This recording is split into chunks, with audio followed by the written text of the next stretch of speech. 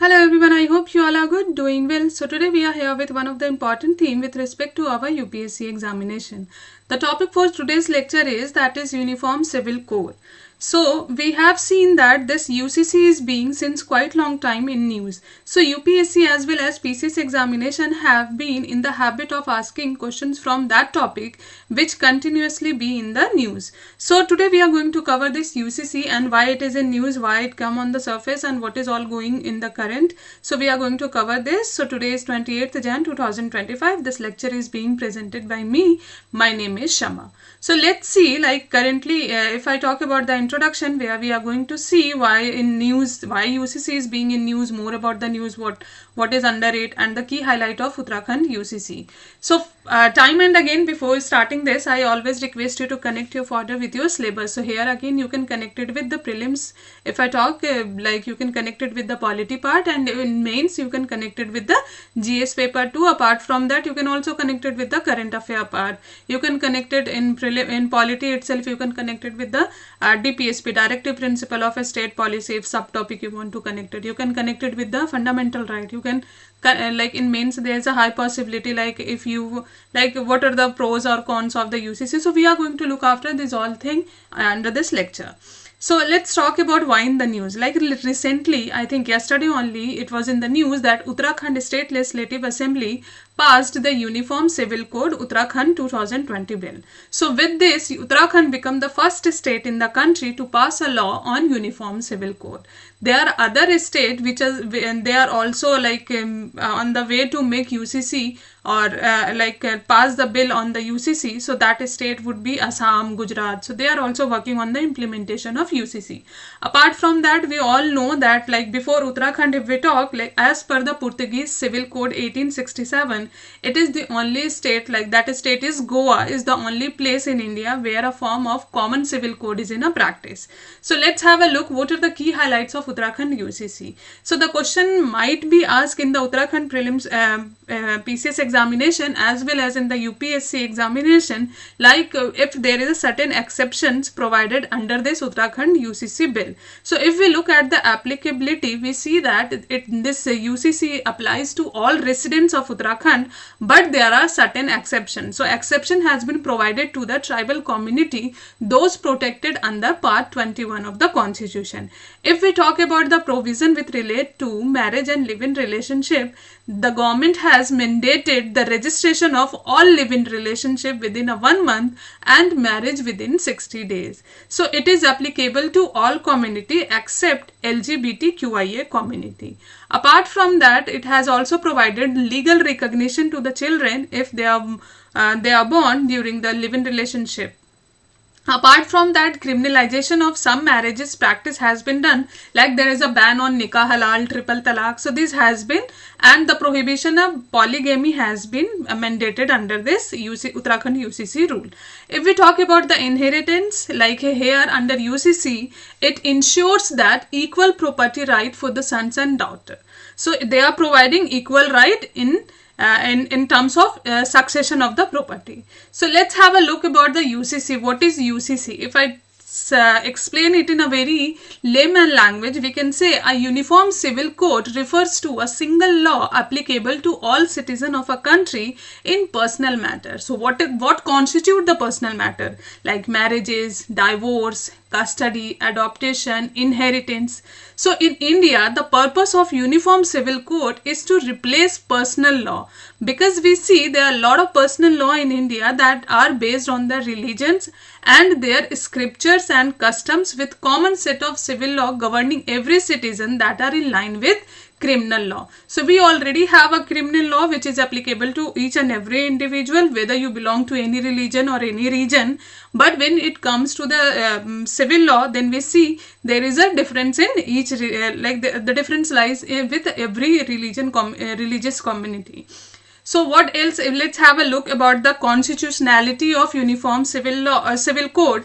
So it is under part 4, like that is directive principle of state policy, and the article 44 of DPSP says that states shall endeavour to secure for citizens a uniform civil code throughout the territory of India. And apart from that, we can also see like DPSP is somehow not enforceable or justiciable in a court, but they are fundamental in the governance of a country. So we can see there are other article which has a kind of a supporting or which supports UCC. The other article which you may connect with it, that is article 14, equality before law. You can connect it with article 15, prohibition of discrimination on religious ground, and you can also connect it with article 21, right to life and personal liberty. So let's have a look about the constitutionality of UCC by states. So like if we talk about the personal laws such as succession law, wills, joint family, partitions, marriage and divorce, these all are related to entry 5 of list 3, that is concurrent list of 7th schedule of the Indian Constitution. So states are also empowered to legislate upon them. So if the questions came that UCC come under the union list or come under the state list, then you have to be very careful that it comes under the concurrent list of 7th schedule. So we all know that Goa is at present the only state with a common uniform civil code, and it was the Portuguese Civil Code of 1867 which continues to be implemented even after India annexed the territory in the 1961. So let's have a look about the enacting and enforcing UCC. So while article 44 uses the word state shall endeavour, other article in DPSP uses words such as in particular strive or shall in particular or direct its policy, shall be obligation of the state, etc. So article 43 mentions that state shall endeavour by suitable legislation, while the phrase of suitable legislation is absent in terms of article 44. So this implies that duty of state is more significant in other DPSP than in 44 DPSP. So you can use this point also while writing against or not in favor of UCC. You can use this point like the language of DPSP itself. So let's have a look about the present status of civil law in India.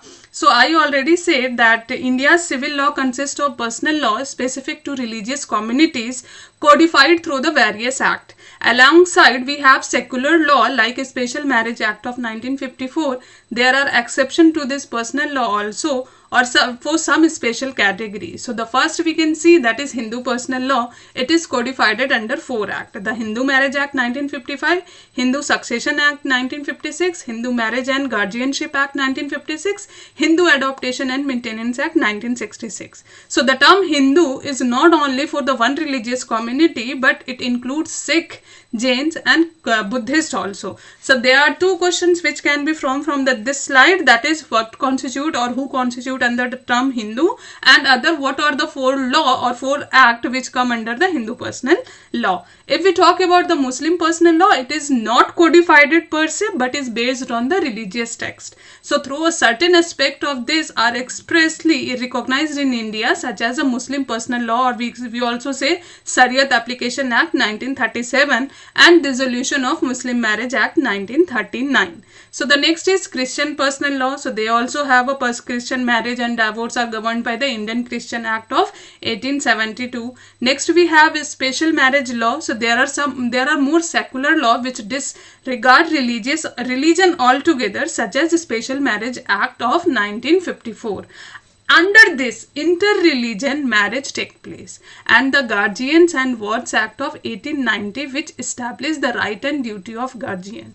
So you have to remember this all act, and you should be very careful. Like if the questions came like inter-religion marriage falls under the which personal law, so you should have idea like it fall under the Special Marriage Act. If I talk about the exceptions to personal law, so then it is under Article 371. Constitution makes certain exceptions to family law for states of Assam, Nagaland, Mizoram. Why these states are in the northeast, and they have in order to protect their distinct regional identities, government has provided certain exception to them. So let's have a look about the next slide, that is uniform civil code in favor. So if I talk about the point of view of Dr. Ambedkar Sahab, like he considered a UCC as a desirable, but following the significant division in the Constituent Assembly, he proposed that it remain voluntary for the moment. So as a result, we have seen that the Constitution later decided to include the clause as a DPSP rather than in fundamental right, because DPSP is non-justiciable, so they need not to apply it, or so that was the reason it has been included under the DPSP. So if we talk about the favor point, the first point we can say that is constitutional mandate, that is DPSP section of Article 44 of Indian Constitution. It states in order to endeavor, the states state shall endeavor to secure for the citizen a uniform civil code throughout the territory of India. Promotes equality and justice. UCC seeks to treat all citizens equally by removing gender biased and discriminatory provision from personal law, particularly benefiting women in matter of divorce, inheritance and custody. So you can also connect this here, how this UCC can also help in with respect to women empowerment. So here also we can have, and it can also cause like the kind of a negative point also, like now that if suppose a girl is married to other family, they can also force to take that inheritance right, and then they will sell the property. So there is a both positive and negative which we can look in terms of this promoting equality and justice. It strengthens national integration. The UCC can help foster national unity by creating a sense of shared identity among citizens and removing religious division in personal law. It reflects the India's secular ideals, like UCC ensure a personal law is not influenced by religious doctrine, simplifies the legal system. So here we can see UCC can streamline the judicial process by reducing the burden on the court to interpret and apply different law for different communities. So reform of existing law, the last point we can see. So current personal law are rooted in patriarchal religious view that is restricted by the traditions, fearing reform. So in order to, like, if we advocate UCC for women empowerment and seeking equality as seen with the 2019 ban on instant triple talaq, that we need to put again, or like we have to provide that kind of a rule again. So the next point which we are seeing, that is argument against it. So here what we can see, like critics argue that UCC is a kind of a risk eroding India's cultural diversity, and it is somehow infringing on the religious freedom. So the first point we can see, violation of religious freedom. So opponents or critics argue that UCC could erode the cultural and religious identities of minority communities. So for instance, Article 25 of Indian Constitution grant each religious group the freedom to conduct its religious affair, and Article 29 permits them to maintain their unique culture tradition. So if you guys are writing this answer or with respect to UCC, don't forget to mention all these articles which I have mentioned in this lecture, be it article 25, 29, we have seen 44. So you have to mention this article. The next point we can see, threat to cultural diversity. So India's unique social and cultural diversity means that different communities have different customs and tradition, and a single code may overlook these differences, leading to social unrest. There is a potential for political misuse also. So the push for UCC has continuous political issue, and we are seeing that because of like every party is claiming that once we will be in power, we are going to implement UCC. So there is a fear among the minorities, and there are other people who are in favor of UCC. So there is always a tussle with respect to this, and its benefit is being used by the political entities. If I talk about the legal challenges, like implementing UCC across India is likely to face a sustainable legal challenges, as different states may have a different point of view, and India is following. India is a quasi-federal country. No doubt federalism is not written in our constitution, but every state has the right, and we have seen that like laws related to this falls under the concurrent list. So state has also the right to raise their voice against it or in favor of it. So the next point which we are going to see, that is Supreme Court judgment. So certain judgment I have written here, that is Sabano case. Like you can see, this was the landmark case with respect to the right of Muslim women and in order to receive maintenance from husband after divorce under section 125 of CRPC. So we have seen in Sarla Mudgal versus Union of India 1955. Again we see this case involved a Hindu man who converted to Islam to practice polygamy. The Supreme Court emphasized the need for a UCC to prevent the misuse of personal law.